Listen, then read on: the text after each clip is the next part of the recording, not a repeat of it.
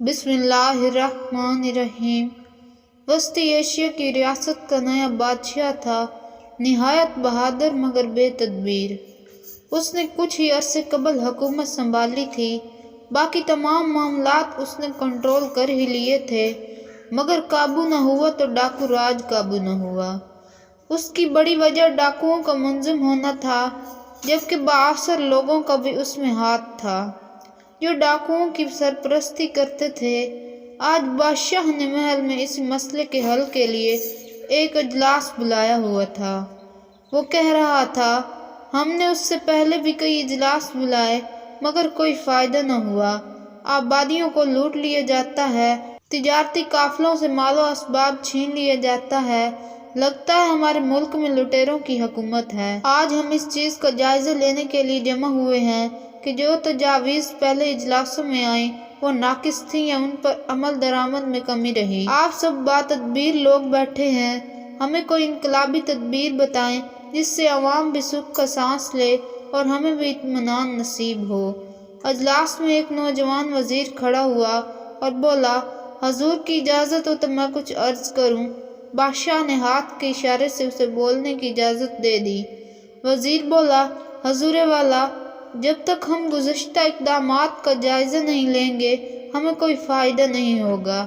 حضور، نئی اور انقلابی تجاویز تو پہلے بھی بہت آئیں، مگر کون سے عوامل تھے جن کی وجہ سے یہ تدابیر ناکام رہیں؟ ہمیں ان سب کا جائزہ لے کر ہی آگے بڑھنا چاہیے۔ باقی وزراء اس نوجوان وزیر کو قہر آلود نظروں سے دیکھنے لگے، کیونکہ ان کو پتہ تھا کہ ناکامیوں کا ذکر ضرور ہوگا تو ان سے بھی جواب طلبی ہوگی۔ ایک وزیر اٹھا اور بولا، جلی ہوئی ہانڈیوں کو بھلا اور کیا جلانا؟ میرے خیال میں ہمیں اور وقت ضائع نہیں کرنا چاہیے اور آگے کی سوچنی چاہیے۔ بادشاہ نے اپنا فیصلہ سنایا، ہم تمہاری بات سے بالکل متفق ہیں۔ سانپ وہی تھے جو گزر چکے اور ہم لکیروں کو نہیں پیٹنا چاہتے بلکہ ان کے بلوں تک پہنچنا چاہتے ہیں۔ کافی بحث و مباحثے کے بعد ایک تجویز پر سب متفق ہو گئے کہ ڈاکوؤں کے سردار کو حکومت میں شامل کر لیا جائے۔ وہ جب حکومت میں شامل ہو گئے تو ڈاکہ زنی خود بخود ختم ہو جائے گی۔ کچھ عرصہ بعد ڈاکوؤں کو وزارتوں سے نواز دیا گیا اور وزارت عظمیٰ سب سے بڑے ڈاکو سردار کو دے دی گئی۔ اس طرح ملک میں بڑی حد تک سکون ہو گیا اور ڈاکوؤں کو عوام کی فلاح و بہبود کی فکر لاحق ہو گئی۔ وزیر جنگلات کا ہاضمہ ایسا کوئی لکڑ ہضم تھا کہ سڑکوں کے کنارے لگے درخت تک ہضم کر گیا۔ وزیر تعلیم ایک علم دوست آدمی تھا، وہ چاہتا تھا کہ تعلیمی اداروں میں نیا فرنیچر آئے، اس لیے وہ پہلے والا فرنیچر بیچ کر کھا گیا۔ وزیر تعمیر و ترقی جانتا تھا کہ ترقی کے لیے نئی عمارتوں کا کردار کتنا اہم ہوتا ہے، مگر نئی عمارتیں کیسے بنائی جا سکتی تھیں؟ ملکی خزانے میں تو پیسے ہی نہیں تھے، اس لیے اس نے پرانی سرکاری عمارتوں کو تاجروں کے ہاتھوں فروخت کر دیا تاکہ وہ ان کی جگہ نئی عمارتیں تعمیر کر سکے۔ وزیر قانون نے عوامی سہولیات کے لیے دکان لگا لی اور اس طرح انصاف سستا بکنے لگا۔ تھوڑے پیسوں سے اچھا خاصا انصاف مل جاتا تھا۔ وزیر خزانہ نے ملک کے خزانے کی صفائی کر دی بلکہ خزانے پر جھاڑو پھیر دیا۔ ڈاکو بننے سے پہلے وہ گلیوں میں جھاڑو دیا کرتے تھے، عوام کی خدمت کرنا ان کا مقدر تھا تو وہ وزارت تک پہنچ گئے۔ سب وزیروں کے بعد پھر وزیر اعظم نے بھی قوم کی خدمت میں اپنے ہاتھ دکھا دیے۔ ہوا یوں کہ بادشاہ اپنے محل میں پریشان بیٹھا تھا کہ کچھ لوگ بغیر روک ٹوک کے محل میں گھس آئے اور بادشاہ سے کہا، حضور والا چلیے ہمارے ساتھ۔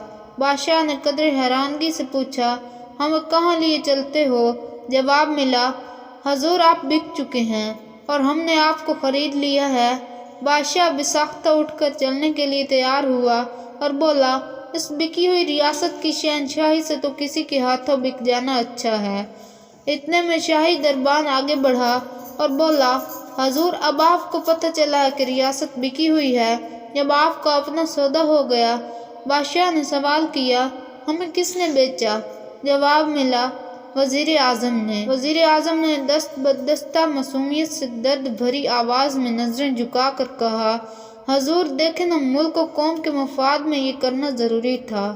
آپ کو فروخت کر کے ہم ملک و قوم کا بہت سارا قرض اتار سکتے ہیں۔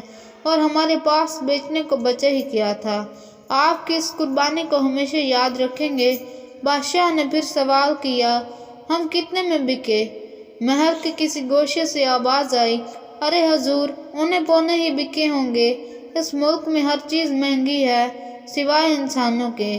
بادشاہ نے تیسرا سوال کیا، آپ کون ہیں اور ہم سے کیا کام لیں گے؟ جواب ملا، ہم لوہار ہیں اور آپ کو ہماری دکان پر چل کر لوہا کوٹنا ہوگا۔ اور پھر بادشاہ کو تصور میں اپنے ہاتھ میں پھوڑا نظر آنے لگا اور وہ اس لمحے کو کوسنے لگا جب اس نے ڈاکوؤں کو وزیر بنانے کا فیصلہ کیا تھا۔ کیا خوب کہا ہے کسی نے کہ جب ملک کے اعلیٰ عہدوں پر ڈاکو فائز ہو تو تباہی اور بربادی اس قوم کا مقدر بن جاتی ہے اور اس قوم کا ہر فرد فروخت کر دیا جاتا ہے۔ جس طرح آگ اور پانی کی دوستی ممکن نہیں، آگ اور پیٹرول کی دوستی ممکن نہیں، اسی طرح سچ اور جھوٹ کو ایک کرنا ناممکن سی بات ہے۔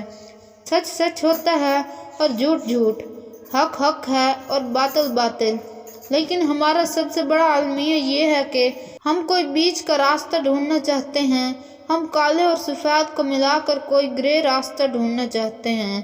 ہم حالات سے گھبرا کر سچ اور جھوٹ کو ملانے کی کوشش کرتے ہیں، حق اور باطل کو ایک کرنے کی کوشش کرتے ہیں، جبکہ قرآن پاک کہتا ہے کہ جو لوگ حق پر ہوتے ہیں کامیابی انہی کو نصیب ہوتی ہے۔